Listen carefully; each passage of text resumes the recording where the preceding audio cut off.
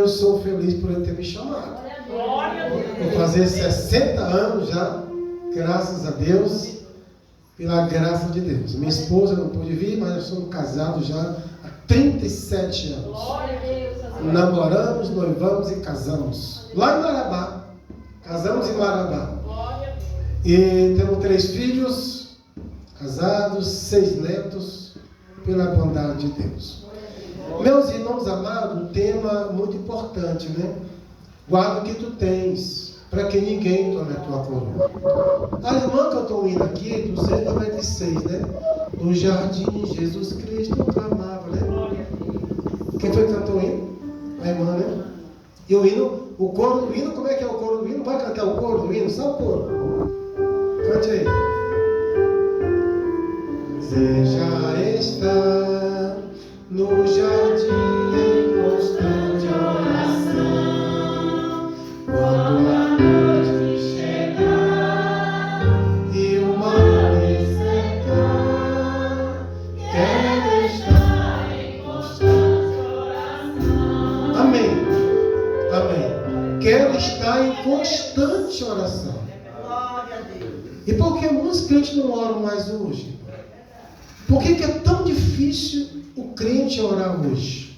Nosso irmão falou do desastre, né? Que teve lá na Venezuela. Por que é tão difícil orar, irmãos? Entende? Eu li aqui um texto da Apocalipse capítulo 2, versículo 1. Deus falou assim: fala ao pastor da igreja de Éfeso, fala ao pastor daquela igreja. E ele falou, né? Olha, eu conheço as tuas obras, tu sofreu pelo meu nome, não te cansaste, mas eu tenho contra ti uma coisa. Lembra do que eu li aqui? Apocalipse 2, primeiro? Tenho contra ti uma coisa. Tu deixou o quê? O teu primeiro amor. Irmão, o terremoto que aconteceu, que o nosso irmão acabou de falar, é sinal da volta de Jesus. É sinal da volta de Jesus. Porque o mundo está parado olhando para uma bola. O mundo está parado por causa de uma Copa. Você entende? Por que é tão difícil orar? Porque o amor, como diz lá, o amor morno, um amor sem valor. Deus disse: tu deixou o teu primeiro amor. Muitos, quando se converteram a Cristo, chegavam cedo na igreja, irmão.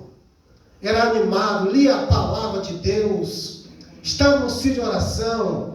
Muitos, Deus fala: eu tenho uma coisa contra ti, tu deixou o teu primeiro amor.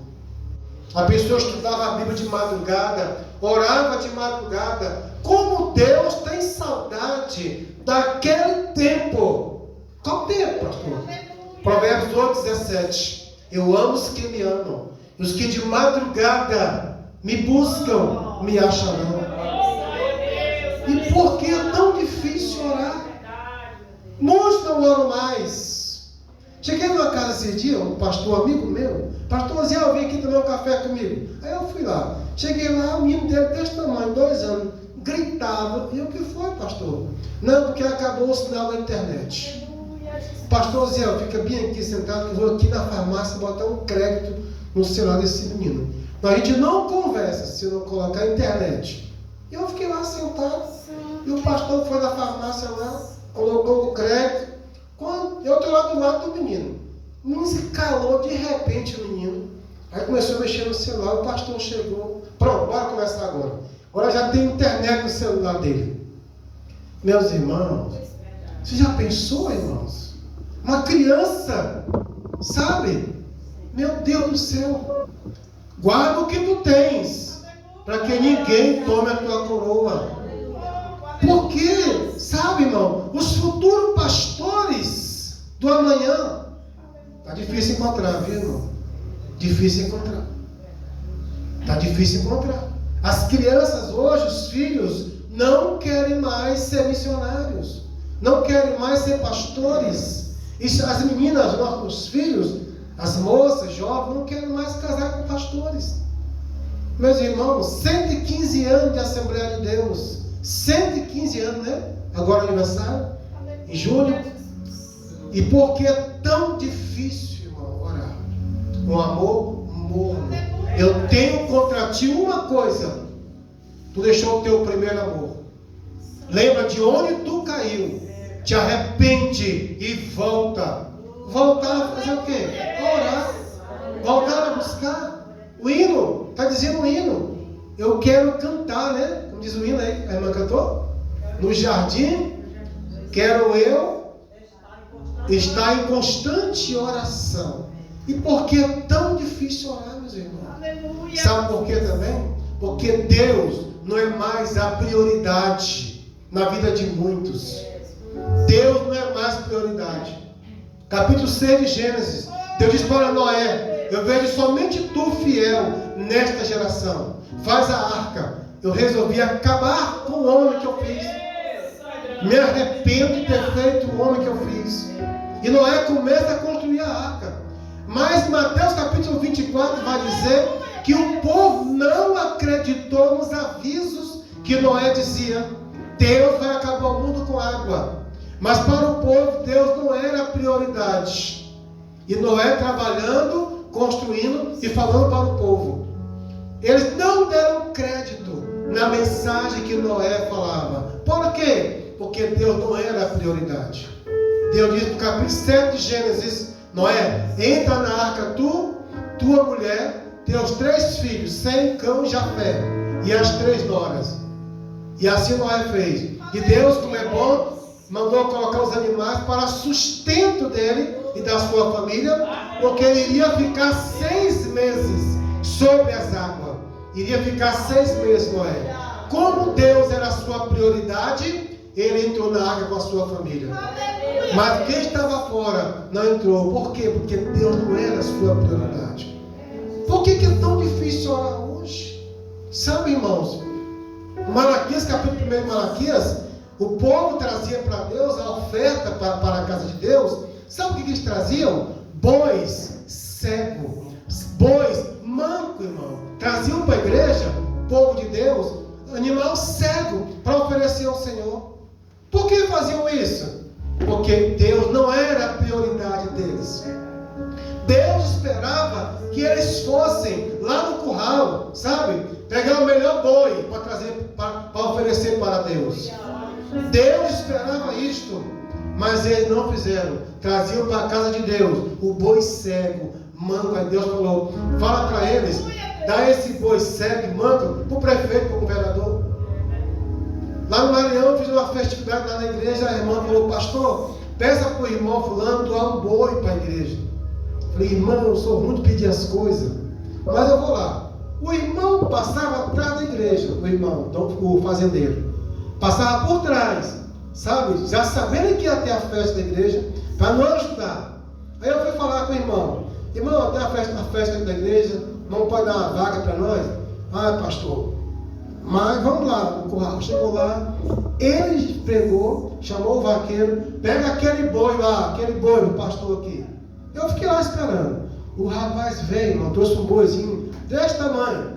Esse boi que não cresce. Como é que chama? Carangado. Entanguido, né? Carangado. Aqui, pastor, o boi para a festa. Não, boizinho miudinho. Fui lá nos açougueiros, não, não quero esse boi não. Já conheço esse boi. Quero não, boi pequeno não cresce. Sabe, deu o pior para Deus. Por quê? Porque Deus não era a sua prioridade. Se fosse, pegar o melhor boi para oferecer para Deus. Sabe o que aconteceu? Recebi o boi, para vender, foi uma luta aquele boi para a festividade. Perdeu toda a fazenda dele. Perdeu toda a fazenda dele, lá em Porto Franco, Maranhão. Porque Deus não era a sua prioridade. Você entende, irmãos? Por que é tão difícil orar? Muita dificuldade. Porque Deus não é mais a prioridade. Jesus chega na casa de Marta e Maria. Maria pensou: epa, Jesus está aqui de passagem. Eu vou aproveitar essa oportunidade, porque Ele é a minha prioridade.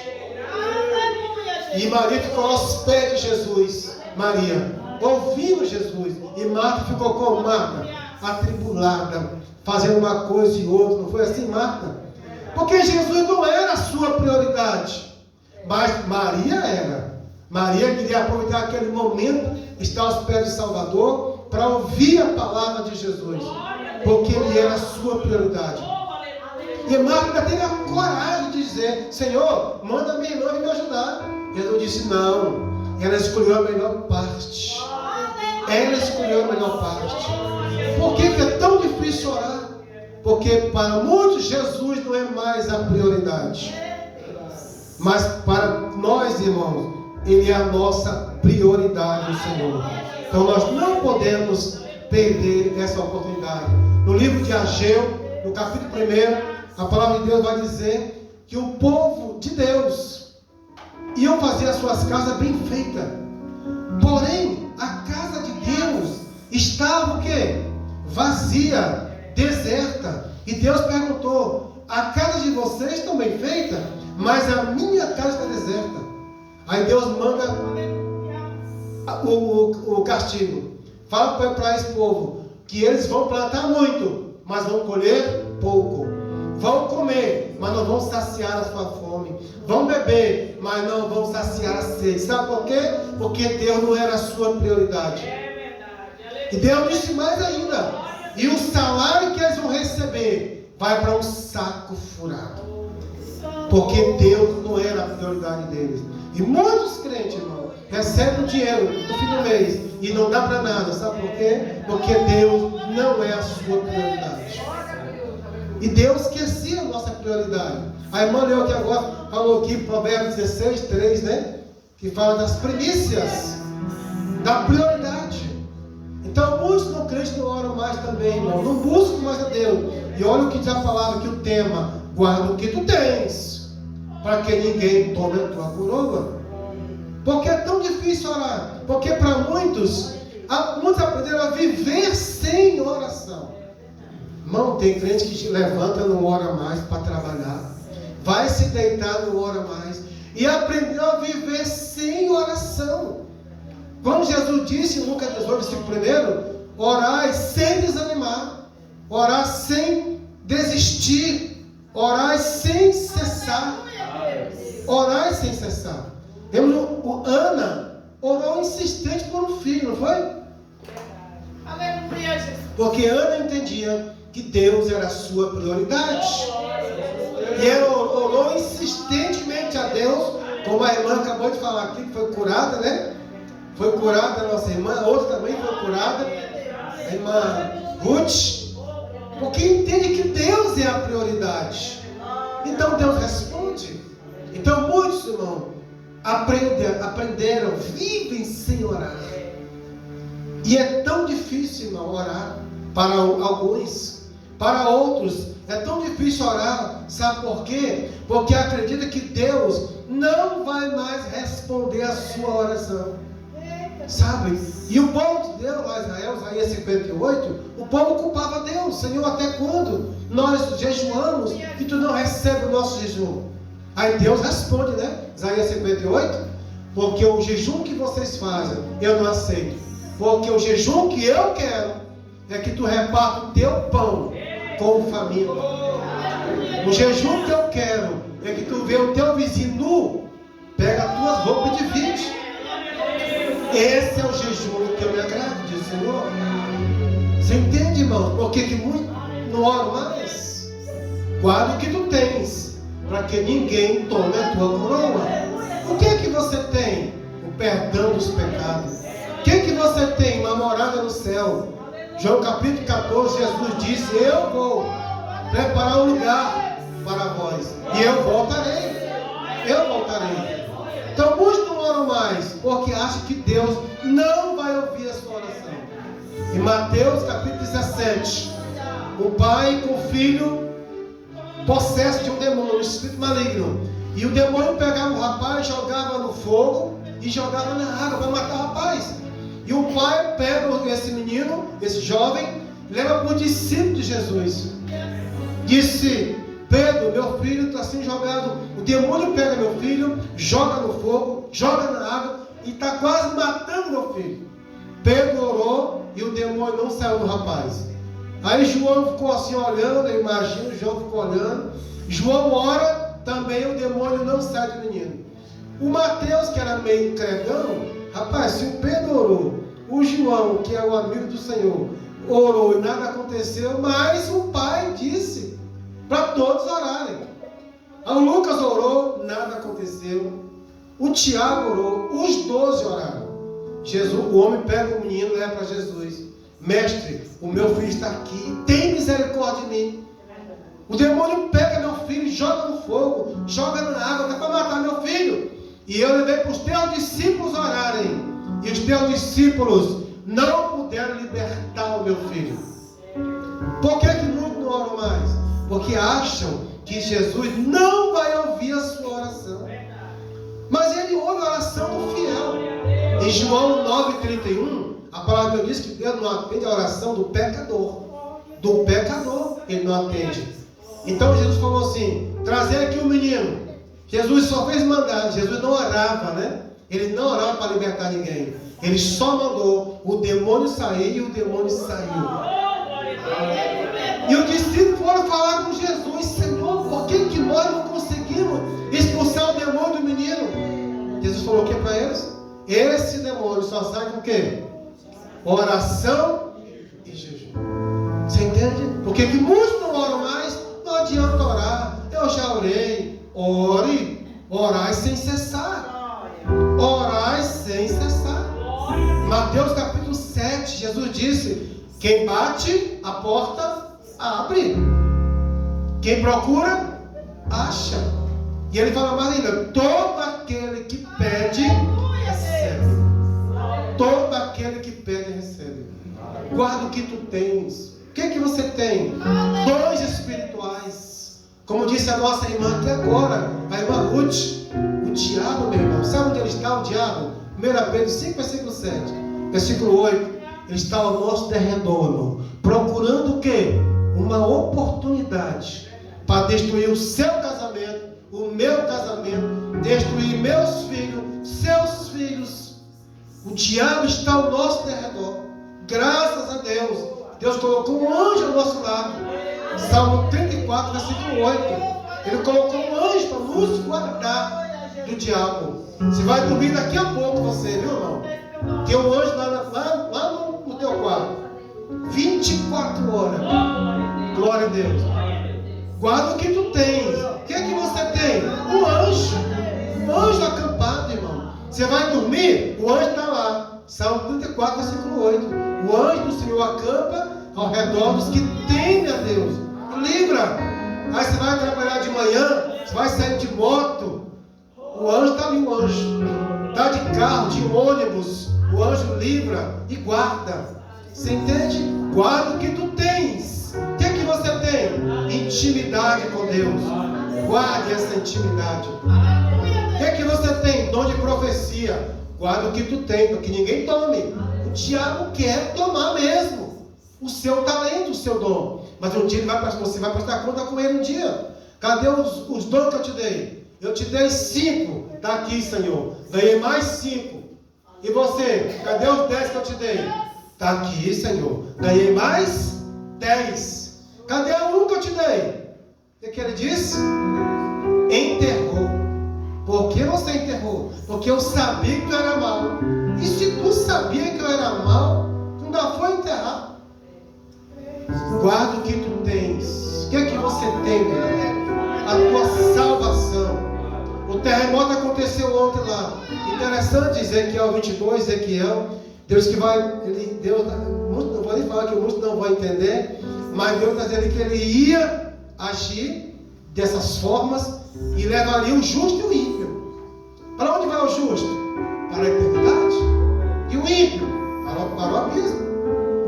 Capítulo 16 de Lucas, né? Morreu o justo, o Lázaro, e foi levado pelos anjos para o seio de Abraão. Morreu o rico e foi sepultado. O rico.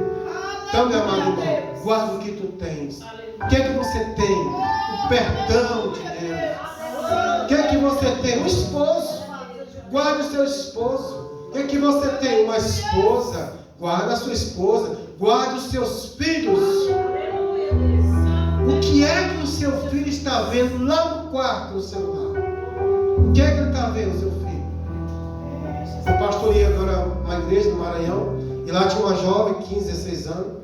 E essa jovem saiu da igreja E aí a mãe dizia, pastor, minha filha estava no quarto, pastor. É o dia todo lá no quarto. Largou a escola, só no quarto, no celular. Entende, irmão? Meu Deus, guarda o que tu tens. O que que você tem, meu irmão? O que é que você tem? Guarda o que você tem. Você tem a salvação. Muitos dos nossos irmãos foram nesse terremoto lá. Quase 10 mil pessoas morreram no terremoto. Muitos dos nossos irmãos foram. Jesus colheu, está com o Senhor. Na Covid-19, na Covid, o pastor amigo meu falou assim, eu vou para o hospital e não volto mais. Ele disse, mas eu vou estar com o Senhor. Mas ele foi fiel até o fim. Mateus 24, aquele que perseverar até o fim, é esse que será salvo. Guarda o que tu tens, para que ninguém tome a tua coroa. Muito obrigado, agradeço pela oportunidade. Em nome de Jesus.